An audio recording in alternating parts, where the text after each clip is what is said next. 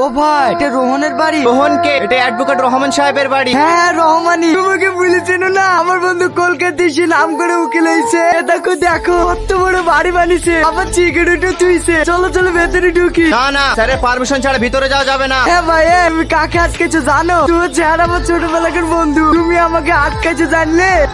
ঠিক আছে স্যার, ঠিক আছে, আমার ভুল হয়ে গেছে, আপনি যান। এই তো এইবার লাইনে এসো। কেমন আছে বন্ধু? আরে স্যার স্যার কি করছিস স্যার?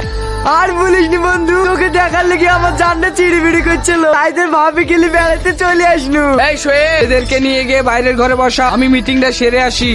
কিরে ভাই, তুই চলে যাচ্ছিস? এদের তুই কাতলা মাছ খেতে ভালোবাসিস বলে আমাদের পুকুরের সব থেকে বড় মাছ চলে এসছি। তুই একটু তাড়াতাড়ি আসিস, আমরা সবাই মিলে একসাথে বসে খাবো। এই না না, আজকে বাড়িতে খাসির মাংস রান্না হয়েছে, আর তাছাড়া তোর ভাবি মাছ খায় না, মাছটা তুই বাড়ি নিয়ে যাস।